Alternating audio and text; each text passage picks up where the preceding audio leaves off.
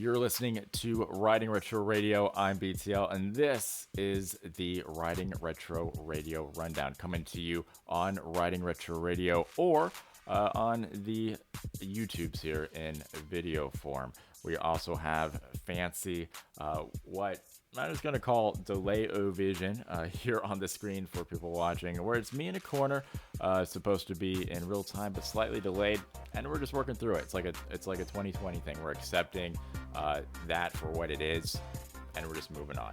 Today we're going over an interesting monument, if you will, that just sort of randomly showed up. And of course, in 2020, that's something normal, right? That's something you'd expect to happen. It's an overnight, magical, giant monument that just showed up, and just we're accepting it. And we're going to talk about that story, as well as a man who escaped North Korea by just a method you may not think of off the top of your head, and we'll go over that as well. It's all in today's Riding Retro Radio Rundown. This one I'm going, of course, this happened in 2020, and it's not a bigger story. Not a whole lot of people are talking about it. This is a huge sort of weird thing that happened, but it's flying under the radar because, of course, 2020 is sort of just crazy in its own right. But add this to the list of weird, crazy things for 2020.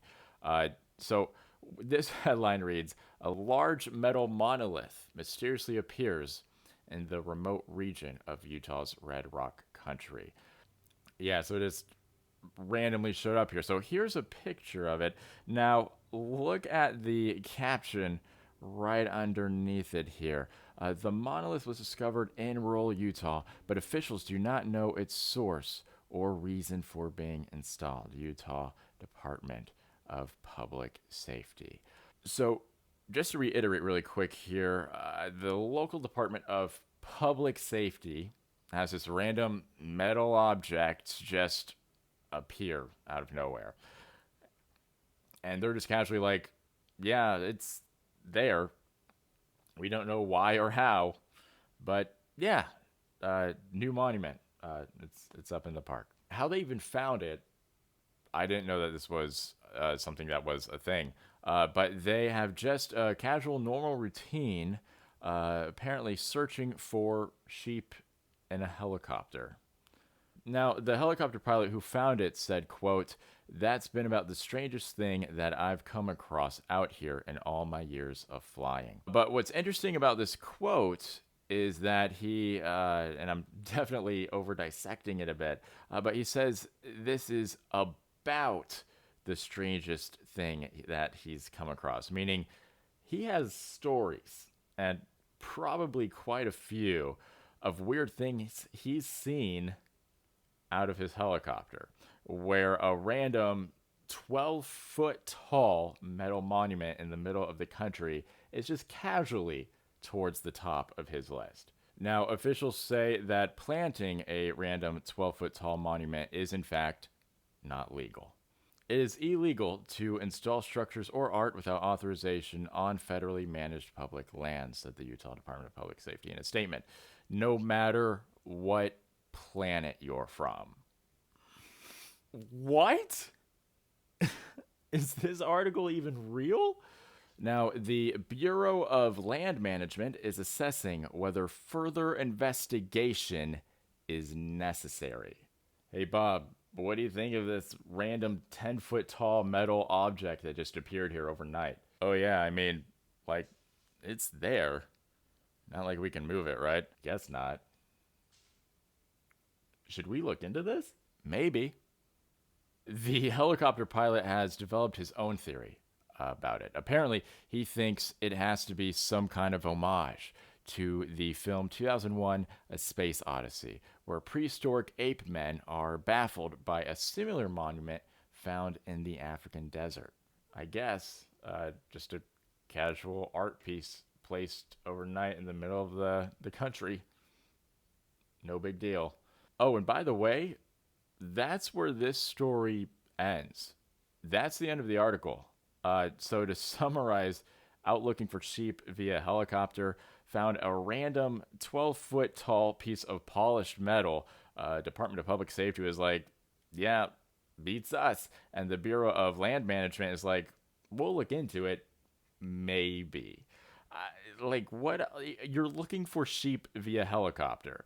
What else do you have on your plate where random metal monument is in the maybe category of looking into? I mean, I guess it's just another Tuesday for them. All right, here's an interesting one. North Korean former gymnast fled to South Korea by jumping fence. So, a North Korean man seeking to escape his homeland took a nearly 10-foot leap of faith earlier this month at the time of when this video was recorded. Now, the man in question, he crossed into South Korea, evading capture because the border there is called the DMZ, which is just a militarized sort of border crossing that's under careful watch from both North Korea and South Korea at all times. Apparently, when he crossed over it, he was able to evade officials and being caught for 14 hours. He was found by South Korean soldiers around 10 a.m. the next day, less than a mile away from the border. Of course, officials were skeptical because he just said he jumped over the fence. Again, not clear if he used some sort of tool or he just jumped. So to prove that he was able to do this, to sort of see if his story held up, the officials had him jump twice in their presence. So they're just like, hey, you said you jumped over this fence. Prove it. Now they're saying if his story is accurate, I guess they're going to look into it further.